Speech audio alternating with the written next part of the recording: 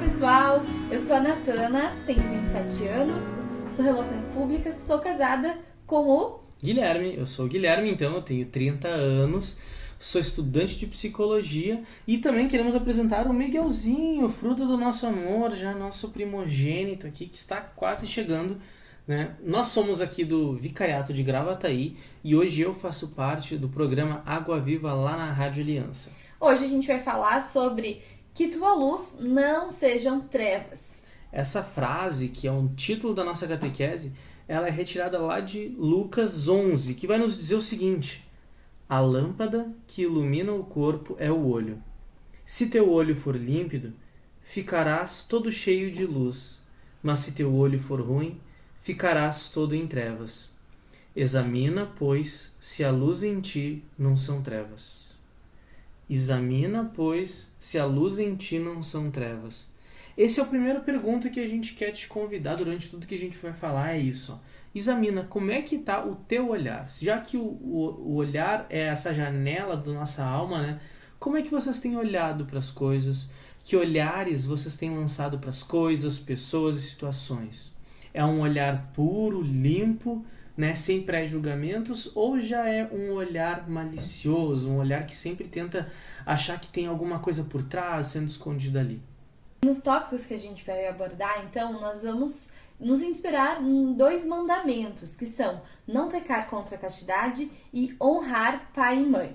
E a gente inicia pelo 6º mandamento, não pecar contra a castidade. E o que não nos contam sobre castidade, né? Essa é a grande pergunta. Quando a gente fala em castidade, a gente pensa o quê? Não fazer sexo antes do casamento. Né? Não transar com a sua namorada antes do casamento. Sim, é isso também. Também tá certo. Mas a castidade é muito maior do que isso. A castidade ela é uma virtude ligada ao amor.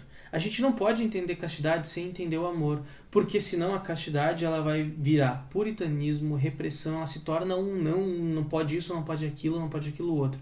A castidade ela é uma virtude que precisa ser vista através do amor que está dentro do dom da sexualidade, né? Porque é com a castidade que a gente consegue entender a sexualidade como um verdadeiro dom de Deus, sendo esse dom, sendo um presente para nós de fato, né? E a gente olha para essa sexualidade, a gente olha para a nossa vida de castidade e a gente consegue enxergar o que é o amor de verdade. O amor que precisa, para ser amor de verdade, precisa ser livre, precisa ser fiel, fecundo e total. Né? Não é um sentimentalismo, né? O amor ele não é um sentimento. Desculpa se alguém aqui é romântico, tá? Mas o amor ele não é um sentimento. Porém o sentimento faz parte, né? Se você é romântico, tudo bem, faz parte o sentimento também, mas ele não é só isso, não é uma coisa que dá e passa. Por quê? Porque o amor de verdade ele é entrega, ele é doação, ele é decisão.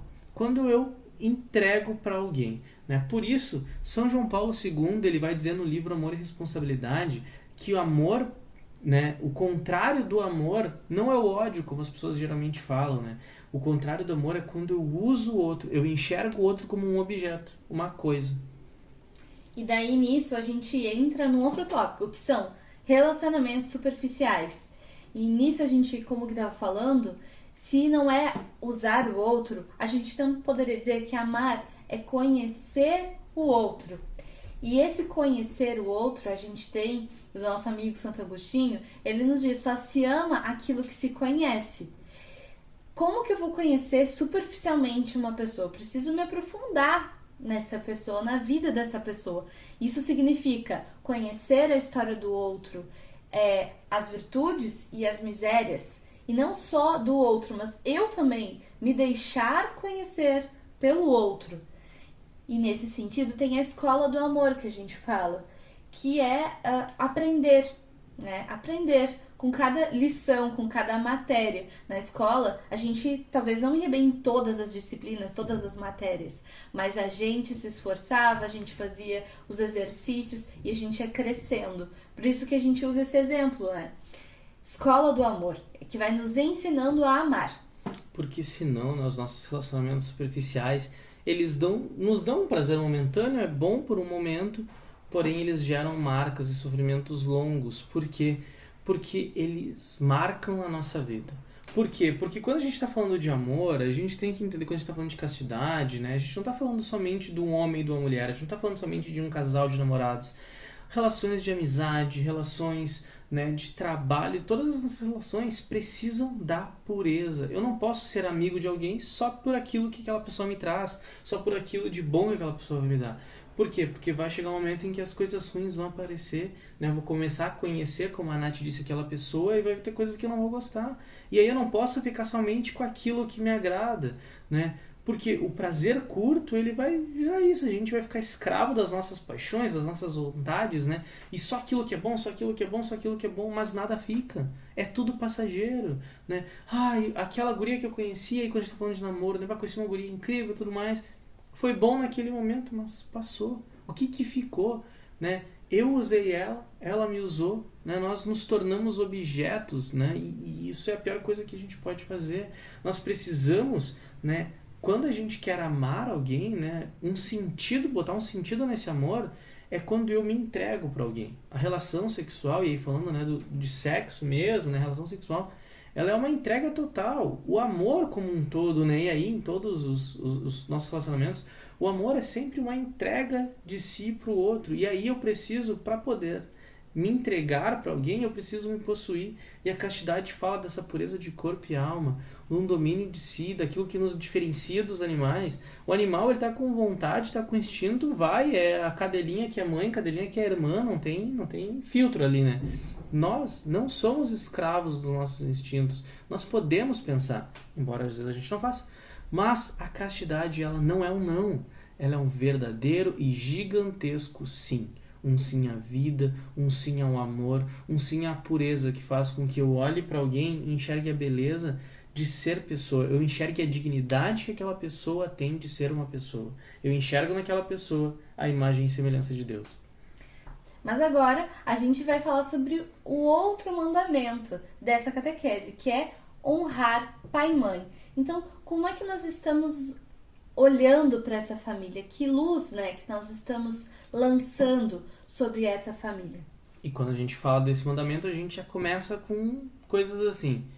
Dividir esse mandamento em duas partes. Como assim, né? Dividir o mandamento. Tem outros mandamentos dentro. Não, mas é que quando a gente fala em honrar pai e mãe, a gente precisa entender que esse mandamento ele fala de duas coisas. A primeira é algo que é para sempre, que é o amor, o respeito e a reverência que a gente tem que ter pelos nossos pais, mesmo depois que eles morram.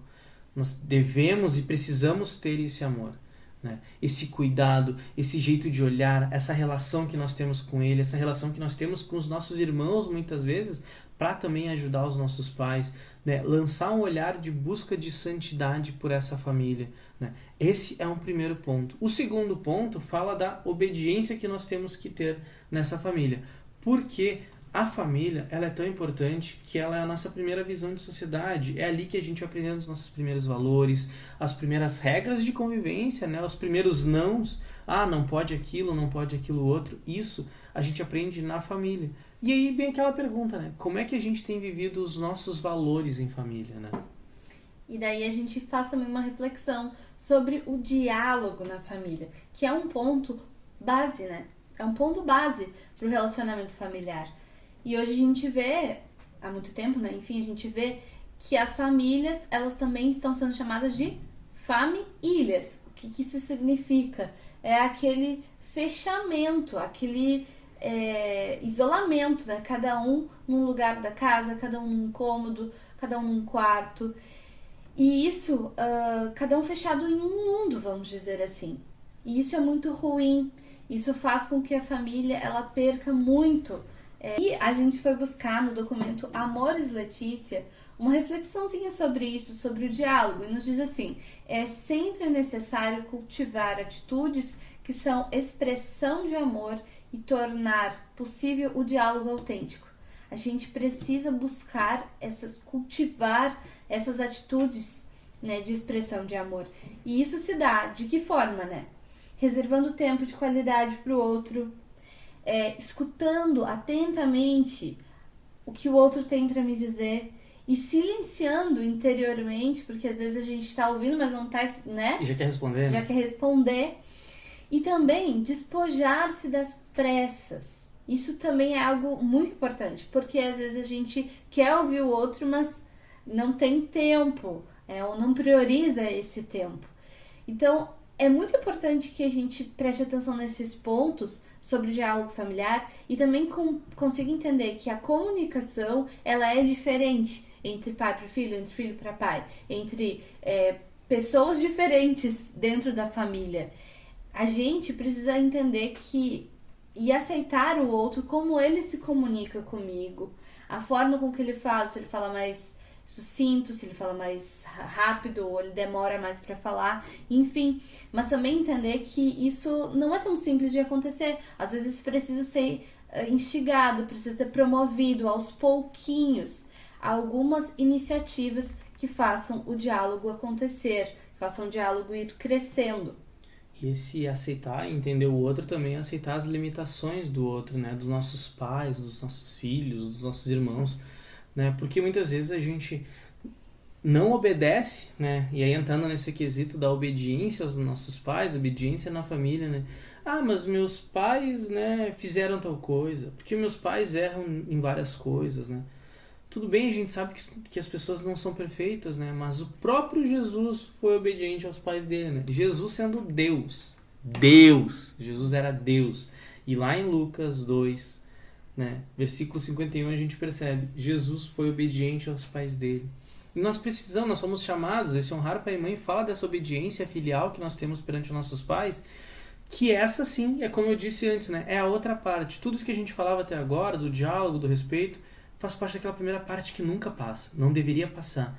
Mas a segunda parte é passageira, que é a da obediência, porque quando nós alcançamos a maioridade, quando nos casamos, né, quando nós vamos tendo a nossa vida, né, nós vamos sendo donos da nossa própria vida, né, essa obediência ela vai passando. Mas é claro que com muito respeito, muito amor, né, até mesmo para a gente ir em busca da nossa vocação, em busca da nossa própria entrega a Deus, a gente precisa entender que essa obediência ela vai passando aos poucos, né? Com Jesus também foi assim.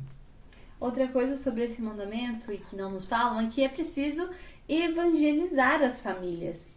É preciso porque a família também é missão. A família também é nosso dever como cristão, tá ali, lutar pela família, lutar pelos valores, lutar para essa família ela se fortalecer cada vez mais, porque a família é um projeto de Deus. Ela foi sonhada por Deus. Então, às vezes, é mais fácil evangelizar aquele que está lá fora. E é mais difícil evangelizar aquele que está sobre o mesmo teto que eu vejo todos os dias, aquele que eu convivo, que eu sei as suas limitações, que eu tenho algum atrito, alguma coisa nesse sentido. Às vezes é difícil, mas a gente precisa lutar por isso, a gente precisa rezar por isso, a gente precisa esperar, ter paciência. Entendendo, né, essa família como de fato esse projeto de Deus, que Deus quis para o homem e para a mulher, e ele quis de maneira tão linda que ele dá o próprio dom, né, a Santíssima Trindade. A gente pode ver isso de novo configurado na família, né, onde duas pessoas que se amam geram vida, né? Essa é a beleza da família. Por isso a gente precisa também cuidar, né, amor, de sermos a pessoa tanto fora quanto dentro de casa, né? Para a gente concluir esse momento, né, a gente termina do jeito que a gente iniciou, dizendo o seguinte: examina, pois, se a luz em ti não são trevas. Examina, a partir disso que a gente falou, né? Examina a tua vida, examina a tua história, examina os teus olhares, o jeito que tu tá pensando as coisas. Isso tudo tem sido muito mais luz ou trevas dentro de ti? Aproveita, ainda estamos na quaresma, ainda é tempo de conversão. Obrigada por ter assistido essa catequese. Fica com Deus. Tchau, tchau. Tchau.